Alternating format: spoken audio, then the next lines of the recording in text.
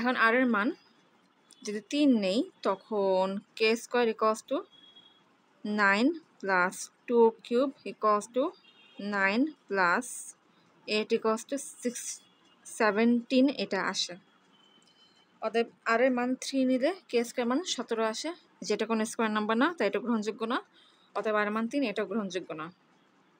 এখন আর এর মান যদি 4 নেই তখন k square equals to 9 plus 2 to the power 4 equals to 9 plus 16 equals to 25 equals to 5 square আসে। এটা একটা স্কোয়ার নাম্বার, তার মানে আর এর মান 4, এটা গ্রহণযোগ্য। সো আর এর ভ্যালু হচ্ছে 4, আর এর ভ্যালু হচ্ছে 4, মানে আর এর ভ্যালু যদি অ্যাটলিস্ট 4 হয় তখন এটা একটা স্কোয়ার নাম্বার আসে, যার মান পেয়েছিলাম 25। এখন n minus 8 equals to r, so n equals to 8 plus r equals to 8 plus 4 equals to 12, so n এর ভ্যালু হচ্ছে 12।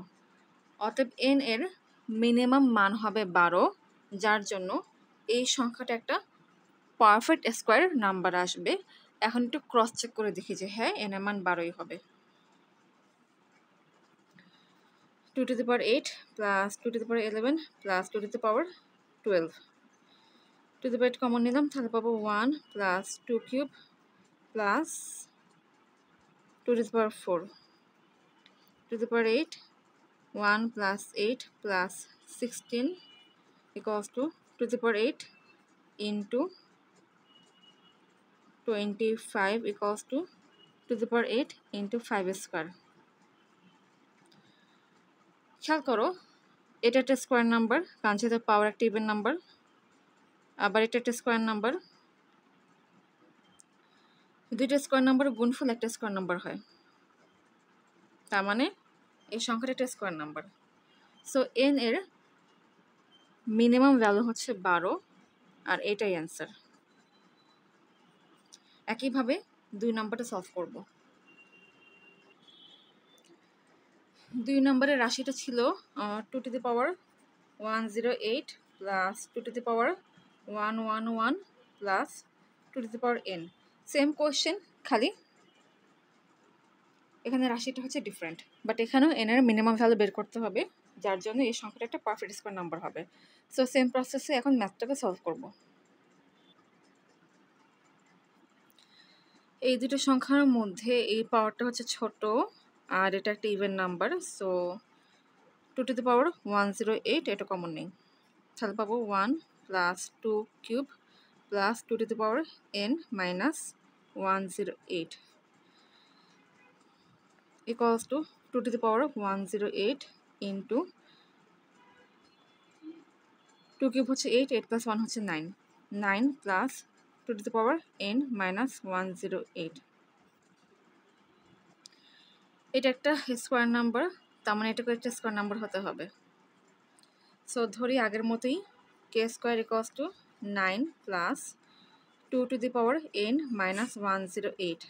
আবারও ধরি সুবিধার জন্য r equals to n minus 108।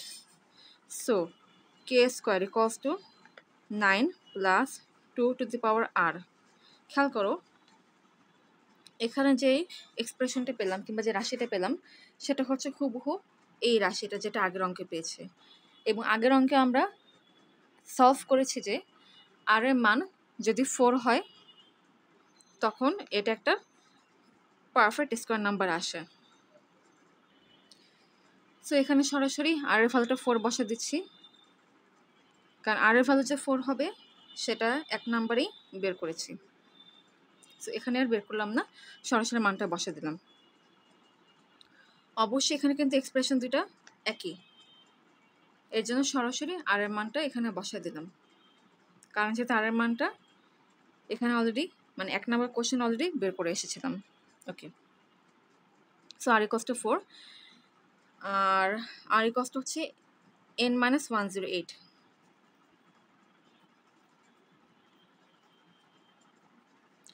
সো n minus 108 equals to 4, n equals to 108 plus 4 equals to 112.